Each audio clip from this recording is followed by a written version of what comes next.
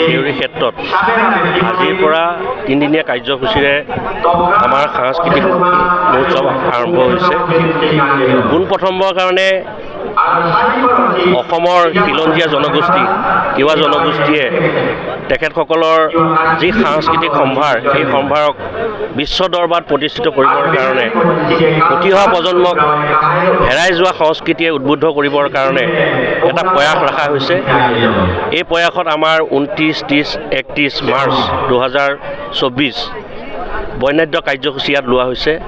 ইতিমধ্যে আপোনালোকে দেখিছে আজি সুন্দৰভাৱে পতাকা উত্তোলন, আমাৰ মূল প্ৰৱেশদ্বাৰ, আমাৰ মঞ্চ উদ্বোধকে কৰি কেইবাটাও ইতিমধ্যে কাৰ্যসূচী সুন্দৰভাৱে ইতিমধ্যে পাৰ হৈছে। আমাৰ ইয়াৰ পিছতে বিভিন্ন কাৰ্যসূচী আছে। অসমৰ বিভিন্ন জেগাৰ পৰা সাংস্কৃতিক দলসমূহ ইয়াতে সমবেত হৈছে। আপোনালোকে যদি চাই ইয়াতে আমাৰ তিৱা জনগোষ্ঠীৰ বিভিন্ন খাদ্য সম্ভাৰ যি মেলা হৈছে, এই মেলাত বিভিন্ন সামগ্ৰীৰ সমাহাৰ ঘটিছে।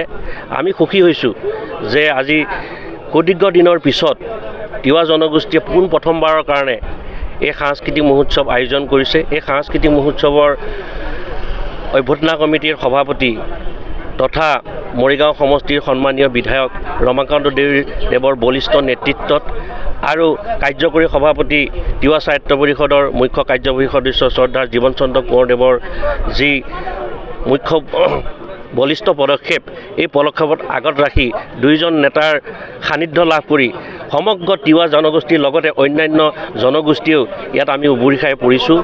মই নিজে এজন কোচ ৰাজবংশীৰ হয়, তথাপিও অভ্যৰ্থনা সমিতিৰ আমি উপসভাপতিৰ নিচিনা এটা গধুৰ দায়িত্বত আছোঁ, কৰ্ণধাৰ কমিটিত আছোঁ, বিত্ত সমিতিত আছোঁ। গতিকে সকলো জাতি জনগোষ্ঠী ইয়াত সমাহাৰ ঘটিব। মই ভাবোঁ অসমৰ বিভিন্ন জনগোষ্ঠীৰ লগতে আজি তিৱা জনগোষ্ঠীও উজ্বলি উঠিব। বিশ্ব দৰবাৰত তিৱা জনগোষ্ঠীৰ যি আমাৰ সংস্কৃতি আছে, এই সংস্কৃতিক উজ্বলাই তুলিবৰ কাৰণে এই তিনিদিনীয়া কাৰ্যসূচীয়ে সক্ষম হ'ব। অহা 31 মাৰ্চ আমাৰ দেওবাৰে আমাৰ মাননীয় অসমৰ মুখ্যমন্ত্ৰী শ্ৰদ্ধাৰ ডক্টৰ হিমন্ত বিশ্ব শৰ্মা ডাঙৰীয়া 1 বজাত আহি ইয়াত উপস্থিত হ'ব। ইয়াৰ পৰাই তেখেতে বাহিৰে বাহিৰে আমাৰ ধেমাজিলৈ ইলেকশ্যন প্ৰচাৰত যাব। যোৱাকালি আমি এটা সজাতি দল গৈছিলোঁ তেখেতক লগ কৰিব। ইতিমধ্যে তেখেতে নিশ্চিত প্ৰদান কৰিছে।